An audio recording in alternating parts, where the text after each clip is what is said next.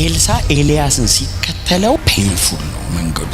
የ12 ጥማድ በሬ ጌታ ተብሎ አይደለም የሚከተለው፣ እጅ አስታጣቢ ነው። የምትፈልጉት ነገር ከናንተ የሚፈልገው ነገር ነው። እሱን መስጠት ከቻላችሁ የምትፈልጉትን ይሰጣችኋል። ክብሩን ጠብቆ ክብርን ፈልጎ አይሆንም። ያኛውን ክብር ለማግኘት የራሱን ክብር መጣል ነበረበት። አየ ተከብሮ አይመጣም። ኤልያስ ጋር እጅ አስታጣቢ ነው፣ ሎሌው ነው። አንቱ አይሎም ኤልያስ ሊልከው ይችላል። ኤልያስን ብቻ አይደለም ኤልያስ ላይ ያለውንም ነገር ማስቀጠል አለበት። እንደ ኔሽን እስራኤል የሚጠብቀው የሚቀጥለው ሶስት።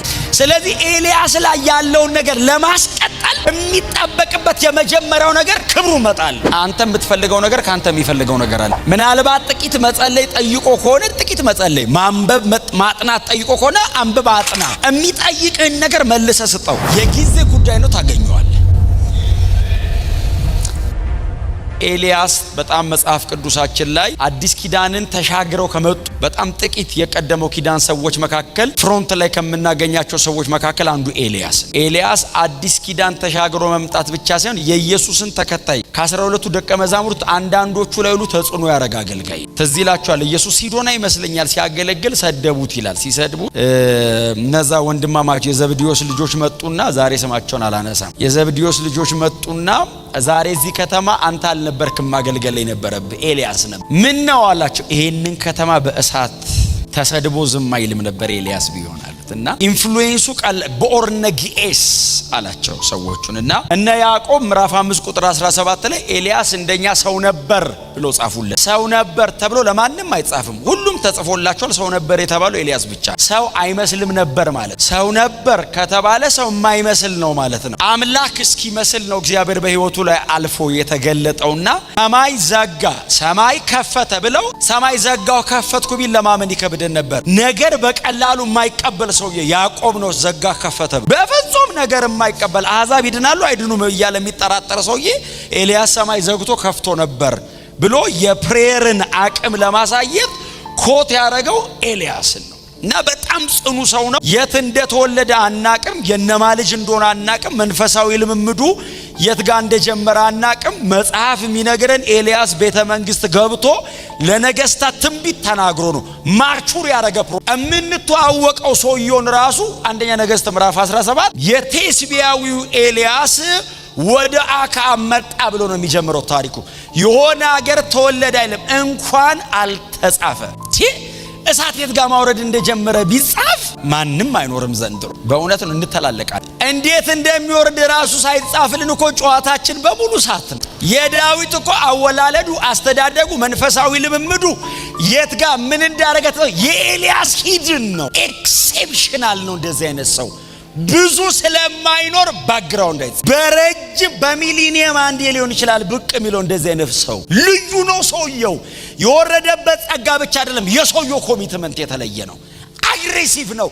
የሚጣላው ከቤተ መንግስትና ከሀገር ጋር ነው። ሰው ከጎረቤት እኮ አይጣላም። የሆነ ጸብጸብ ሲለው እኮ ከሰው ሁሉ ጋር በሰላም ኑሩ ብሎ ጥቅስ ዛሬ ተሰሎንቄ ያለቀ ብሎኝ። ኤልያስ በባህሪው አግሬሲቭ ሆኖ ሳይሆን ለእግዚአብሔር ወግኖ ነው። ሰው በእግዚአብሔር በኩል ቆሞ ነው። ተሰው ሁሉ ያላትመዋል። ይፈልጉታል፣ ይወዱታል፣ አይፈልግም እሱ። እና ምዕራፍ 17 ላይ ገና እንደመጣ ደህና ነገር አይናገርም ሰው።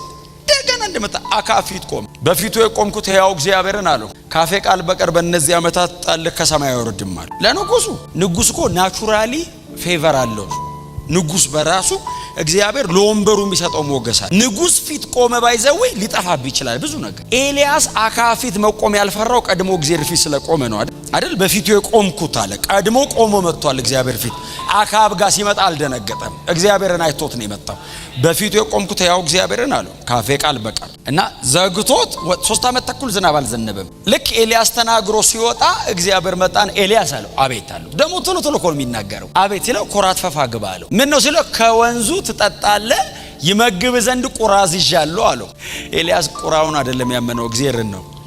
ቁራ ሲጀመር እንቁላል ጥሎ ራሱ አያሳድግ። ጥላና የምትሄደው ናቹራሊ እንቁላሉ ፈልፍሎ ወጥቶ ነው አፍ ውስጥ ባለ መልካም ማዛ ነፍሳትን እየበላ የሚያድገው ራሱ። ቁራኮ ኖ ልኳት እኮ አትመጣም። እግዚአብሔር ከላካት ነው ማትቀረው።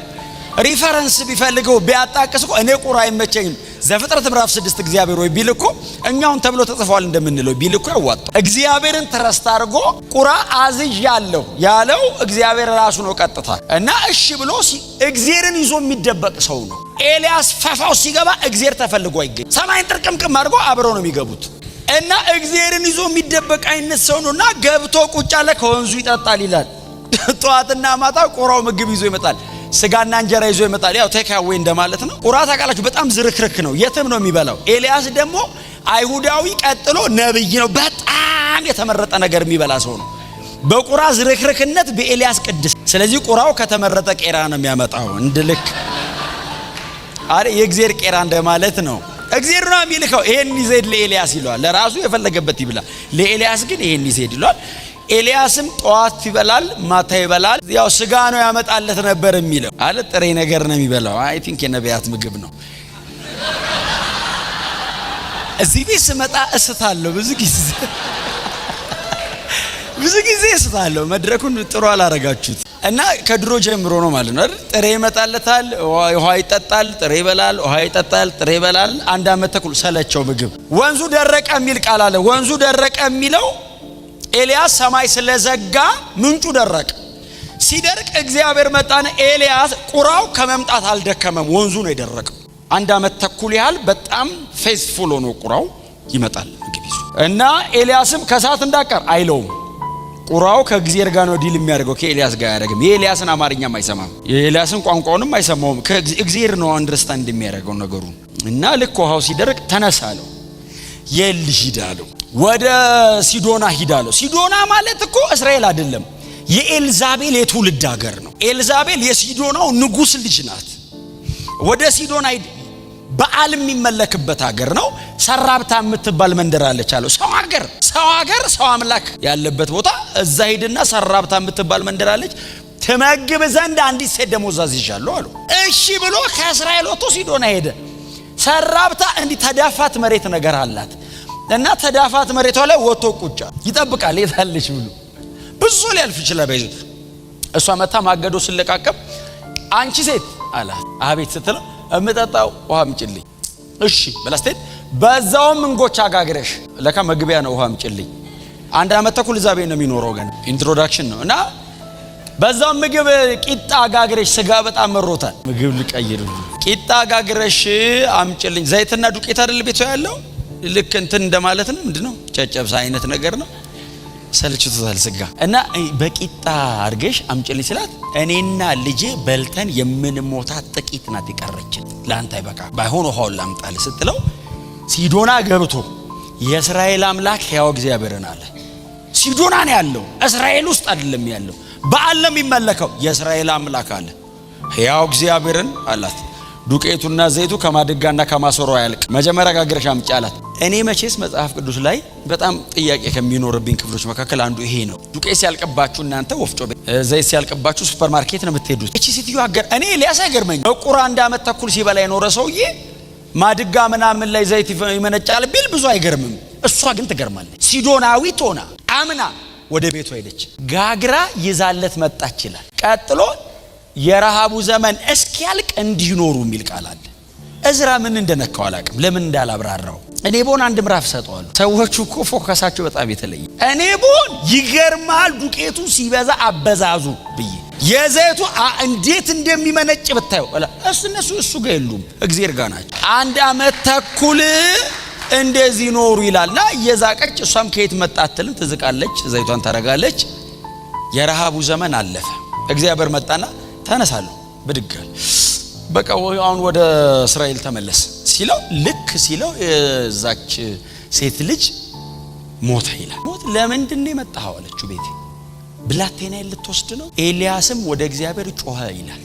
እግዚአብሔር ሆይ የብላቴናውን ነፍስ መልስ። እግዚአብሔር መለሰ ይላል።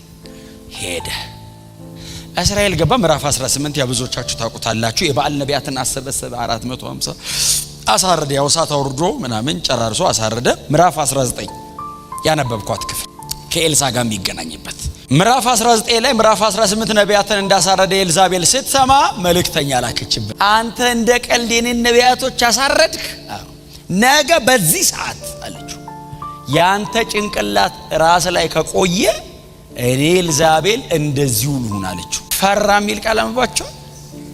እኔ አንዳንድ ሰው እንዴት አንዲት ሴት ይፈራል ይላል። አንዲት ሴት ናት እንዴ? አገር እኮ ናት። አካብ ነዳችሁ የሚል ቃል አንባቸው። ሰውየው ወንበር ላይ ተቀመጠ እንጂ እሷ ናት እኮ እስራኤልን ድራይቭ የምታደርገው። እሷ በጣም ስፒሪት ፊልድ ናት፣ ብቻዋን አይደለችም። ዲመን ናት። ደሞ ታረጋዋለች። ብዙ ነቢያት ታሳርዳለች። አሳርድሃለሁ አለችው። ብድግ አለ። አንድ ብላቴና አብሮ ነበር። የአንድ ቀን መንገድ ያህል ይዞት ሄደና ፈራ። ከዛ ደከመው። ልጁን እዛ ትቶ የሆነ እንትን ስር ጋደም አለ። ዋረካ ነገር ትልቅ ዛፍ ስር ጋደም አለና እግዚአብሔር ያለው አቤት እኔ እኮ ከአባቶች አልበልጥም አለው። ውሰደኝ። አብርሃምን የሚያክል ትልቅ ሰው ከፊቱ የእምነት አባት የሌለ ሰው ጨርሷል እኮ አምኖ ሞቷል። ውሰደኝ። ዳዊትን የሚያክል ሙሴ ትልልቆቹ እኮ ሞቷል።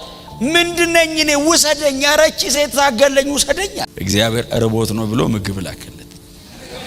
ሰው ሲርበው በጣም ይነጫነጫል ታውቃለህ።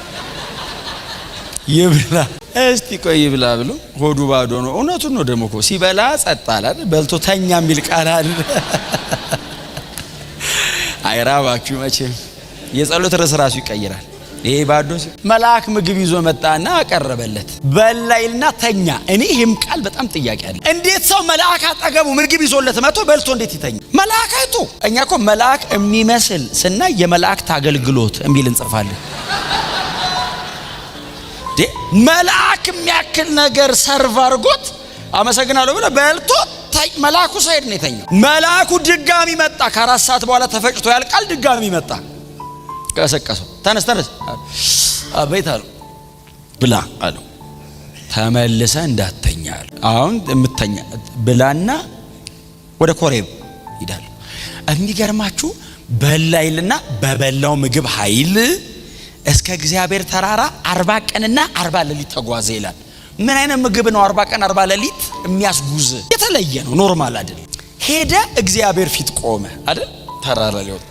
ቅድም ውሰደኝ ያለው እግዚአብሔር ፊት ነው። ቅድም ያው ዝም ብሎ ነው የጸለየው። አሁን እግዚአብሔር ፊት መጣ እና እግዚአብሔር ፊት ቆመና መሬት ተንቀጠቀጠ ይላል። እኔ መቼስ የድሮ ነገር ከባድ እንኳን አዲስ ኪዳን መጣን እንደዚህ አይነት ነገር የለም።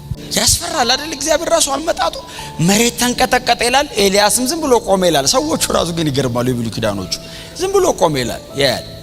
አለት ሲሰነጠቅ ዝም ብሎ እሳት ሆነ ይላል። ዝም ብሎ ታላቅ ጸጥታ ሲሆን ፊቱን ሸፈነ። እግዚአብሔር መጣ አለ። ጸጥ ሲል ፊቱን ጋረደ። ለምን መሰለ? እግዚአብሔርን ካየ ይሞታል። ነብይ ስለሆነ አይተርፍም። አይኑን ጨፈን አይልም፣ ፊቱን ጋረደ። ይጨፍናል እኮ አይኑን፣ በስተት ግን ሊገልጥ ይችላል። ስለዚህ ፊቱን ሸፈነው ሙሉ በሙሉ ነው። ብገልጥም ካየው ይገለዋል። እግዚአብሔርን ያየው ይሞታል። ማንም እንዳያየኝ ብሏል። ጸጥ አለ እና ኤልያስ በጣም ዲፕ ነው እንትኑ ጸጥታው፣ ነፍስ ድረስ ነው የሚገባው። ጸጥ ሲል ኤልያስ አለው እግዚአብሔር አይገርም? በስሙ ጠሩ። ኤልያስ አለው። አቤት አለው። ምን ታደርጋለህ አለው። ያውቃል እኮ አብሮት ለመስራት ፈቃድ እየጠየቀው ነው፣ ስለማያውቅ አይደለም። ምን ታደርግ?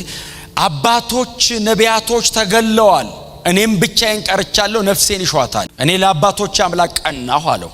ውሰደኝ ብሎታል ቅድም። እግዚአብሔርም ድጋሚ መጣን። ምን ታደርጋለህ አለው። ለአባቶች አምላክ ቀን ውሰደኝ የምትለዋን ቃል አላወጣት። ታውቃለሽ፣ አንዳንድ ጸሎቶቻችን እግዚአብሔር ፊት ቢሆን አይጸልዩ። ፊት ለፊት ብታገኘው ካንተ ጋር መኖር ይሻለኛል። እሱም ዝም ይለናል። የፈለግነውን ስንጸልይ የሆነ ቀን ብቅ ሲል እሞትልሃለሁ እንለዋለን። የፈለከውን አርግ፣ እኔ ዕቃ ነኝ ነው ምንለው። ተጠቀምብኝ ነው ምንለው። ኤልያስ ፊት ለፊቱ እግዚአብሔር ሲመጣ ለአባቶች አምላክ ቀነዋል። ገሏቸዋል፣ የኔን ነፍስ ይፈልጋሉ ሲለው እግዚአብሔር መጣና አይዞ አላለውም። በመጣበት መንገድ ተመለሰ ይላል። በመትክ ኤልሳን በሶሪያና በሰማሪያ ላይ አዛሄልና አዩን ተቀባልኛለህ ተመለሰ። አትሞትም ነው በሌላ ቋንቋ። ተመልሶ መጣ። ኤልሳ ሊያገኘው መጣ እና እየመጣ ያለ ኤልሳ በ12 ጥማድ በሬ መካከል 2 ይዞ ያርሳል። በጣም ባለጠጋ ነበር።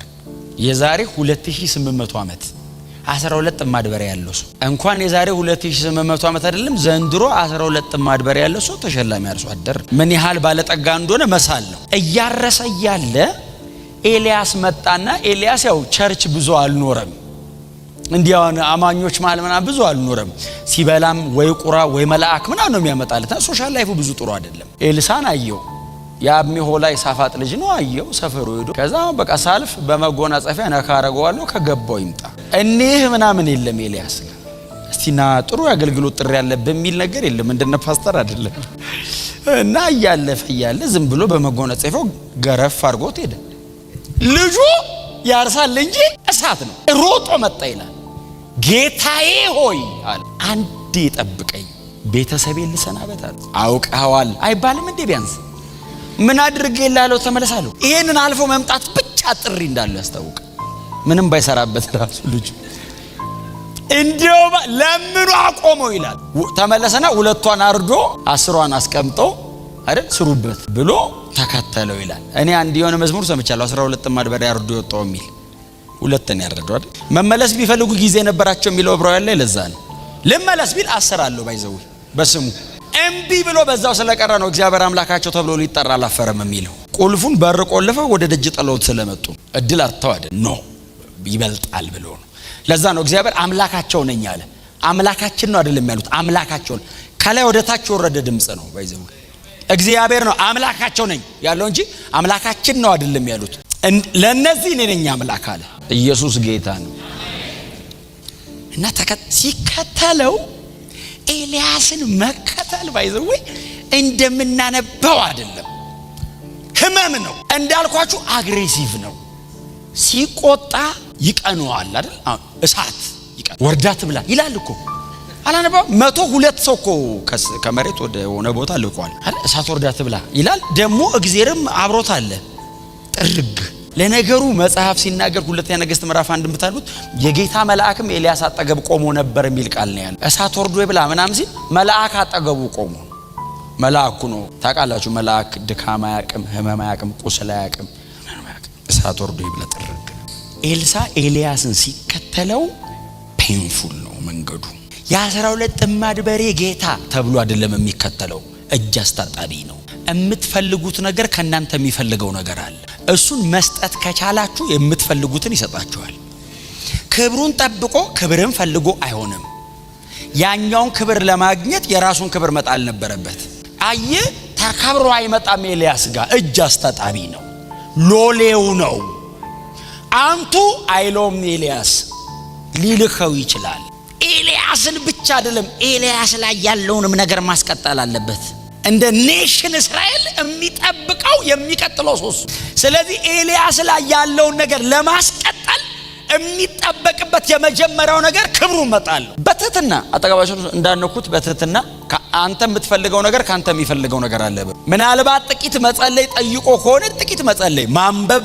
ማጥናት ጠይቆ ከሆነ አንብብ አጥና የሚጠይቅህን ነገር መልሰ ስጠው የጊዜ ጉዳይ ነው ታገኙ ኤልያስን እኮ መከተል በባህሪ ደረጃ ብቻ ሰው አግሬሲቭ ስለሆነ አይደለም ይነጠቅ ነበርኩ ኤልያስ ምዕራፍ 19 አንብቡ ለአካብ ተገለጥ ብሎኛል እገለጣለሁ ምናምን ሲል 18 አብዲዩ ምንድነው ያለው በፊቱ ለጥ አለ ይላል በአይኑ ቆይቶ ታያቀም አለባበሱን አይቶ ነው ባይዘው ጠፍር ይታጠቃል ምናምን ጌታዬ ኤልያስ አንተና አዎ አለው ሂድ ለጌታ ለአካብ ንገረው እገለጣለሁ ሲለው አልነግረውም ለምን ነግሬው ስመጣ የአምላክ መንፈስ ነጥቆ ተራራ ይወስድሃል ተራራ ላይ ታየ ሲባል ስንመጣ ደግሞ የለም ሸለቆ ወስዶሃል አንተ የሚወስድ የአምላክ መንፈስ ነው ነግሬው ቢያጣህ ይገለኛል እኔ ደግሞ እንደምታይ ተራሶ እንዳልመስለ 50 ነቢያት ደብቄ እግዚአብሔርን ሳበላይ ኖርኩ ኤልያስም ማያቅም አብዲው ደብቆ እንደሚያበላ ያው ለነቢያት መገለጥ ያለበት ብቻ ነው የሚገለጥ ሁሉንም ማያቁም አይደል ምንም እኮ አላልኩም መጽሐፍ ላይ ያለ ቃል ነው ያወራሁት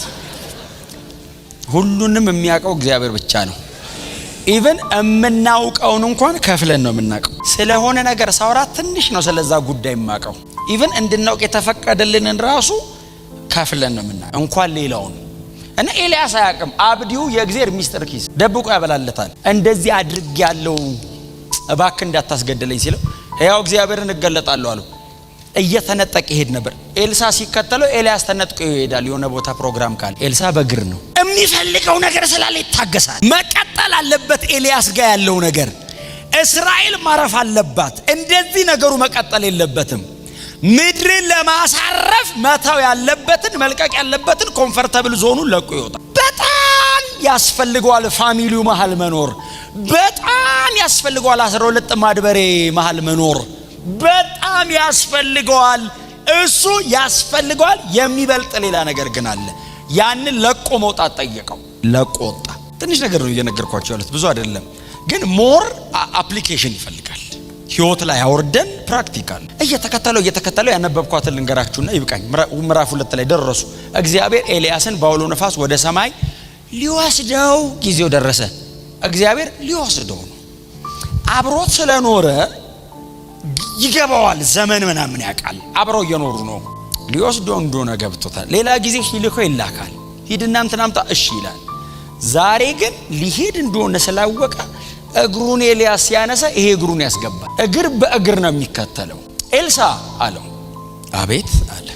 እግዚአብሔር እኔን ወደ ቤቴል ልኮኛል፣ ጠብቀኝ፣ እዚህ መጣሁ አለው። አይመጣም። ሕያው እግዚአብሔርን አለው በሕያው ነፍስህ እምላለሁ አልለየም። እኔ እናንተን ዛሬ የሚለየን ሞት ነው። ካልሞትኩ በቀር አለው ይሄንን ሁሉ ዘመኔን፣ ጉልበቴን፣ እድሜን ያለኝን በሙሉ የሰዋሁት ለዚህ ቀን ነው አለው። በመጨረሻ እድል አይቀለድም። የማይደገሙ ቻንሶች አሉ። ስፔሻሊ መንፈሳዊ ዓለም ላይ እግዚአብሔር የሆነ ነገር ሲሰጥ ችላ አትበሉት። ለምን መሰላችሁ? ሉዝ ካረከው በኋላ ድጋሚ ቢመጣ በዛ መንገድ አይመጣም። እንደዛ ጄኒውን በሆነ መንገድ አይመጣም። ለፍተ ነው የምታመጣው። ቀጥሉ ደግሞ በዛ መጠን አይመጣም። ከነት ቁስልና ጠባሳ ነው የሚመጣው። ኤልሳ ሉዝ አያረጋትም። በሕያው ነፍስ እምላለሁ እንደው እሳት ወርዶ ይብላህ በለኝ እንጂ አለው አለቅ። ኤልያስ ቴስት እያረጋው ከዛ መጣ። ቤቴል መጡና እዚህ ጠብቀኝ ብሎ ገባ ወደ ውስጥ። ነቢያት ማህበር አሉ 50 የሚሆኑ።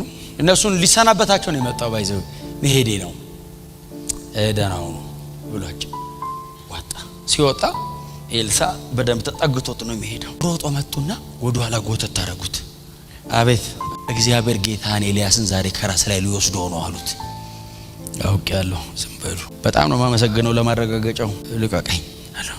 ካንተ ጋር እያወራው እንዳያመልጠኝ። በትህትና ጎናቸው ለሰው መቆየት የሌለበት ቦታ እንዳቆይ በሉት። ባይዘው ትንቢትም ሊሆን ይችላል ማለቴ ነው። እሱን አትበሉት። ሊወስደው ነው ሲባል እሺ ቀጥሎስ ስትል ሰውየው ሄዷል። ከገባ ገብቶኛል። መንፈሳዊ የሚመስል ነገር ሊሆን ይችላል። ባይዘው የሚያስቀር ዲዘርን ማድረግ ያለበት ዓለም ተሰይጣን ተስጋ ተኃጢአት አይደል። በጣም መንፈሳዊ ከሚመስልም ነገር ሰንጠቃ ማውጣት አለበት። እንትን ሻርፕ መሆን አለበት። አውቅ ያለው ዝም በሉ ብሎ የሚያዩዙ ኤልያስን ነው። ይመለሳላ እንዲሄድ አይቀርም እኮ ኤልያስን ሸኝቶ እኮ ይመጣል። ቀጥሎ እሱ እኮ ነው የሚመጣው። አውቅ ያለው አመሰግናለሁ በጣም ይከተላል። ጌታን ከራስ ላይ ሊወስዶ ነው ማለት ባይዘው ኦርደር ነው። ይሄ ዝም ብሎ ይሄዳል ማለት ኦርደር ነው። አቀማመጥ ነው የሚያወሩት። ኤልሳ ባይዘው ከኤልያስ ጋር እኩል መጥቶ ግር ብሎ መጥቶ ቁጭ አይልም። ኤልያስ ሲቀመጥ ጠብቆ ኤልያስ ከተቀመጠ በኋላ ኤልሳ ይቀመጣል። አቀማመጡን ዲዛይን የሚያደርገው በኤልያስ አቀማመጥ ነው። ኤልያስ ሲቀመጥ ኤልሳ ይመጣና ጭንቅላቱ የኤልሳ ጭንቅላት ከኤልያስ ጉልበት በታች መሆን አለበት። ኦርደር ነው፣ ሪስፔክት ነው። ጌታን ከራስ ላይ ሊወስዶ ነው አሉት። እስከ ዛሬ የኤልያስ እጅ አስታጠ መሄዱ ነው። አውቄያለሁ። ኤልያስም ኤልሳ እንደሚከተለው ያውቃል እንጂ የሚፈልገው ነገር በምን ያህል መጠን እንደሆነ ኤልያስ ያውቃል። ኤልሳና እግዚአብሔር ጋር ነው ያለው ጉዳዩ። ግን ምትኩ እንደሆነ ያውቃል እንጂ በምን ያህል መጠን ግን የልጁ ረሃብ የድረስ እንደሆነ ያውቃል። ከቤተል ወደ ምንድነው ጌልጌላም ይሄው ተደገመ። ከዛ ኢያሪኮ ነው አይደል ሄዱት። ኢያሪኮ የመጨረሻው ነው። ተሰናብቶ ትዝ ይላችኋል። ብሉይ ኪዳን ነዋት ዘራማ የሚል ቃል አንብባችሁ። ራማ ከተማ ነዋት የሚባል ትምህርት ቤት ነበረው ሳሙኤል። እንደዚህ አይነት እንትን አገልግሎቱ እንደነጸጋ ጸጋ ያለባቸው ሰብስቦ ያስተምር ነበር። እሱ አገልግሎት ቀጥሎ በኤልያስ ቀጠለ። ከኤልያስ በኋላ በዚህ የኤልሳ አገልግሎት ላይ አለ። የነቢያት ማህበርም ተሰብስበው ቦታው ጠበበን አሉት ምናምን። አገልግሎቱ ቀጥሏል እና እነሱ ነው የሚሰናበቱት። ሄዴ ነው ሲያስተምራቸው ስለኖረ ማለት ነው። በኋላ ላይ የመጨረሻዋ ሰዓት ከባድ ናት። በጣም ተጠጋው፣ ያዘው፣ ሊሄድ ነው።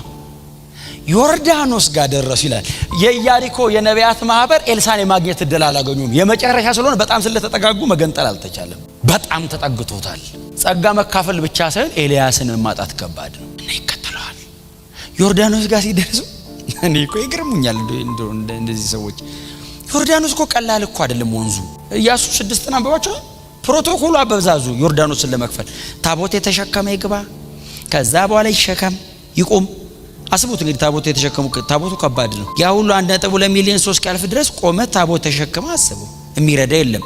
ለነገሩ እግዚአብሔር አጠገባቸው ጸጋ ባይኖርም ሰው እስኪወጣ ይቁም። ከዛ ህዝቡ ከወጣ በኋላ ይውጡ። ከዛ ድንጋይ ደርድሩ። በጣም ፕሮቶኮል ይፈልጋል ዮርዳኖስ ለመከፈል።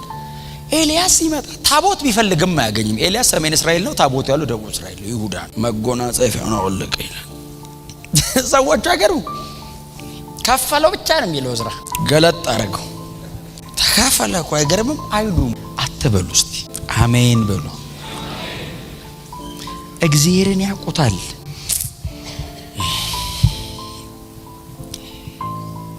በእውነት ከባድ ነው። ተሻገሩ ይላል። ሲከፍለው እሺ ተከፈለ። አሁን ኢያሱ መጽሐፍ ላይ ነግሮናል። ኢያሱ አዳም የምትባል ከተማ ተከመረ ይላል። የታችኛው እየፈሰሰ ሄደ። የላይኛው አስቡት ዮርዳኖስ ማለት አዋሽ ማለት ነው። በጣም ይሞላል። ሲመጣ አስባችሁታል? ያ ሁሉ ሰው እስኪሻገር አዳም የምትባለው ከተማ ጠፋች በቃ አይደል? አሁን ዮርዳኖስ ማለት ሞትና ፍርድ እንደማለት ነው። ትርጉሙ አዳም ላይ እንደማለት ነው። ሞትና ፍርድ አዳም ላይ ተከመረ እንደማለት ነው። ባይዘው እንዳተረጉሙት አሊጎሪካል። የኤልያስ ግን ምንም እንትን አላለም። ዝም ብሎ ተከመረ። እነሱም እንትን አላሉም። እዛ ጋር ተከመረም የለም የታችኛው ይሄዳል። እኛ ነን ይሄንን እንደምረው። ዝም ብሎ ሄዱ። እየሄዱ እያለ መሄጃው ስለደረሰ አይ ቲንክ ለስብከት ይሆናል ብሎ አይደለም ኤልያስ እየኖረ። ኤልያስ ዝም ብሎ ሲኖር ነው እግዚአብሔር ቃል የሚያደርገው። ሰዎች ዝም ብሎ ነው የሚኖሩት እንጂ ምዕራፍ 2 ነው ብሎ አይደለም። 2 ነገሥት ምዕራፍ 2 ነው። ተጠንቅቅ አውራ አልተባባሉ። እግዚአብሔር ነው ዲቮሽናቸውን ስክሪፕቸር ያደረገው አይደል? እነሱ የኖሩት ተጻፈኛ የተጻፈ ነው ምን ኖረው እንደዛ እንደማለት ነው። ከህይወታቸው መጽሐፍ ቅዱስ ይቀዳን ነበር። ከባድ አይደሉም ሰዎቹ? አሁን ዛሬኛውን ይሄንን ቃል ተካፍለን ምናምን ጸጋት ኤልያስ ከዚህ ጉባኤ ከዚህ ቀን አክሊል ሼር ያደርጋል ማለት ኖሮት ነው። ዝም ብሎ ወክ ያደርጋል። ምዕራፍ 2 ቁጥር 6 ይጽፋል። ይጽፋሉ ሰው እነሱ ዝም ብሎ ነው የሚኖሩትና ኤልሳ አለው አቤት አለው ካንተ ሳልወሰድ አድርግልህ ዘንድ የምትፈልገውን ሲጠይቀኝ ላድርግልህ አለው። ምን ፈልገህ ነው እንደዚህ የምትከተለኝ አለው። ብዙ ነገር ነው የሰዋኸው አለው። ምንድነው እስቲ ውስጥ ንገረኝ እስቲ አለው። ለምንድነው እንደዚህ መሄዴ ነው አለው። አከታተል በጣም ጠንካራ ነው። በጣም ጥልቅ ነህ። አዎ መሄዴ ነው። ምን ፈልገህ ነው እስቲ ንገረኝ ላድርግልህ ነው ያለው። ባይዘወይ ትትና ኤልሳ ኳላ እየተከተለ ጌታው ነው እየተከተለ ጌታዬ ሆይ ያለው አቤት አለው። እሳት ማውረድ ቢለው እጅ ጭኖ ይጸልይለታል። እንደነ ያወረደ ይኑር። ወንዝ መክፈል ይጸልይለታል። እየተከተለው ጌታዬ አለው አቤት አለው። ለኤልያስ ዛሬ ይነግረዋል እንጂ ሁሉ ጊዜ ጸሎቱ ነው። ኤልያስ ዛሬ ስለጠየቀው ነው የሚነግረው እንጂ ወደ እግዚአብሔር ብዙ ጊዜ የሚናገረው ነው። አንተ ላይ ያለው መንፈስ አለው እሺ አለው እጥፍ ሆኖ እኔ ላይ ይምጣ አለው። ኤልያስም አልኖረበትም በዚህ ጸሎት ርዕስ። ኤልያስ አያውቀውም። ይሄንን ሌላ ነው። ኤልያስ ራሱ ኤክስፒሪየንስ አላረገው። ምን አለው? አንተ ላይ ያለው መንፈስ እጥፍ ሆኖ እኔ ላይ ይምጣ። አስቸጋሪ ነገር ጠየከኝ። ተሸግሮ አያውቅም ይሄ ሰውዬ። ምንም ነገር እየጸለየ ማውረድ ነው። ምንጭ ነው የለመነው፣ ውጤት አልለመነም። ይሄ ልጅ ውጤት ታምር ማድረግ ምናምን አልለመነም። ምንጭ ነው። አንተ ላይ ያለው እላይ ላይ እጥፍ ይሆናል። አስቸጋሪ ነው። ላረጋው አልችልም። ከአቅሜ በላይ ነው። ታዲያ እስካሁን የመጣው አይበቃህም? ይሄን ኮነ የምፈልገው እስካሁን የመጣው አይበቃህም? ጨርሳለሁ። ሲሄድ ማየት አለበት። ታዲያ የሚወስደኝ ራሱ ይስጥ። ይሄ ከኔ አቅም በላይ ነው። ይሄ እኔ ላረጋው አልችልም። የለመነው ህልውና ነው። የለመነው ፕሬዘንስ ሐሎት ነው። ራሱን ነው የምፈልገው አለ። ምኑን? አንተ ላይ እስከዛሬ የሰራውን ይሄንን መንፈስ ደብል ፖርሽን። ደብል ፖርሽን ማለት ባይዘዌ የበኩር ልጅ ድርሻ ነው። በቤት ውስጥ ያለ የበኩር ልጅ ከሁሉም ልጆች ደብል ነው የሚገባው። አንተን በመከተል በኩር ነኝ አለ። እጥፍ ይገባኛል። ብዙ ተከትሎ አለ። እኔ ግን በኩር ነኝ፣ የመጀመሪያ ነኝ። አንተን በመከተል ለሁሉም ተርፋል። ለነቢያት ልጆች በሙሉ ተርፋል። እኔ ግን በኩር ነኝ። አንተ ላይ ያለው መንፈስ እጥፍ እኔ ጋር ይገባኛል አለ።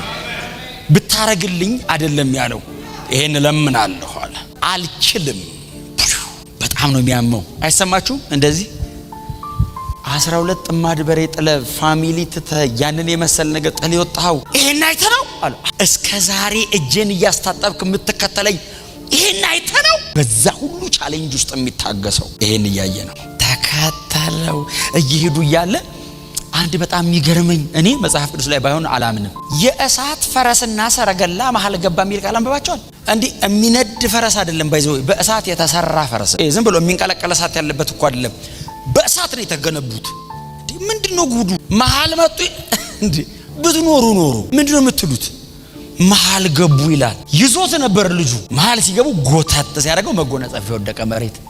አይቃጠልም አይደል? መጎናጸፊያው የሚያቃጥል አይደለም እሳቱ። መሃል ገቡና ለዩት። ማይ ጉድነስ ቪዥዋላይዝ አደረገዋል። እኔ አንዳንዴ ኤልሳ ቆሞ ኤልያስን እሳት ሰረገላ ላይ ቁጭ አለ። ሰውየው አይቃጠልም፣ በእሳት ነው ሲያገለግል የኖረው። እናት ሌላ ይቃጠላል፣ እሱ አይቃጠልም። ያለው ራሱ ቁጭ አለ። ወደ ሰማይ ወጣ የሚል ቃል አለ። ምን አይነት ነገር ነው? እኛ የምናውቀው ፈረስ እና ሰረገላ ወደ ጎን የሚጋልብ የሁለተኛ ነገሥት ወደ ላይ ነው እያሉ ወደ ላይ አየር እንዲቀዝፋል። ይዘውት ሲሄዱ ኢሞሽናል ያረጋል። ዝም ብለህ ባይዘው ሄደ አትልም፣ እሪ ነው የሚያስብልህ። በኤልያስ መጠን ያለ ሰው ማጣት ጄኒውን ነው። ኤልያስ ለእግዚአብሔር ወግኖ ነው ታገር እየተጣለ የኖረው። እንደዚህ አይነት ንጹህ ሰው ማንም አያገኝም። ኤልያስ ማለት እኮ እግዚአብሔር አምላክ ነው ማለት ነው ትርጉሙ። በዚህ ሰው አገልግሎት የተጻፈልን 8 ተአምር በሙሉ እስራኤል እየመጡ እግዚአብሔር አምላክ ነው፣ እግዚአብሔር አምላክ፣ ህዝብን እግዚአብሔር አምላክ ነው ያስባለ ሰው ነው። ስሙና ህይወቱ የተጣጣመለት ሰው ነው። እንደዚህ አይነት ሰው ማጣት ከባድ ነው። እስኪገባ ካላየኝ ብሎታል። መጮ ፈልጓል። የሚመጣውን ክብር ግን ሉዝ ማድረግ አልፈለገም። ስሜቱን ታገሰ። ደመና ውስጥ እስኪገባ ጠበቀው። ልክ ደመና ውስጥ ሲገባ ልብሱን ቀደደ። አለ የእስራኤል ፈረሶችና ሰረገሎች አለ። ይሄ ሰው የእስራኤል ክብር ነበር አለ። በእስራኤል መካከል እግዚአብሔርን ሪፕሬዘንት አድርጎት ነበር። አይተኗል እግዚአብሔር ላይ አለ። አለ ዞር ሲል ከኤልያስ የወደቀ መጎናጸፊያ ብራዘር መቀጠል አለበት። መጎናጸፊያውን ብድግ አደረገ። ባህር ወንዝ ተከፍሎ ለተሻገረ በታንኳ ከተመለስ ከባድ አያዋጣ። ተከፍሎለት ደግሞ የነቢያት ማህበር ከሩቅ ቆሞ ያዩት ጎናቸው ያለው ከመጣብን ያይላሉ በሉት። አለብኝ ማለት አይጠበቅብህም። ከሩቅ ቆሞ የሚያዩሉ እንደዚህ ቆመ ወርዶብኛል አይጠበቅብህም። የነቢያት ማህበር አሉ፣ በመንፈስም በስጋም በሁሉም ነገር ያያሉ። የኤልያስን መነጠቅ እኮ አላመኑም። የሆነ ቦታ ወርዶ እንዳይሆን ሄደን ፈልገው ያሉ ናቸው። መንፈሳውያን ብቻ አይደሉ፣ በደንብ ነው የሚያዩት። ሩቅ ቆመው እስቲ እንዴ ነው አንተ ቅድም ተከፍሎ ነው የሄዱት አይደል? እስቲ ቆይ የጌታው ኤልያስ መንፈስ ወርዶበታል አልወረደበትም? የሁለተኛ ነገሥቱ መንፈስ ቅዱስ ራሱ የሚገርም ነው። አላንቀጠቀጠው፣ አላንዘፈዘፈው፣ ዝም ብሎ ነው የወረደው። ቀጥ ብሎ ነው የወረደው።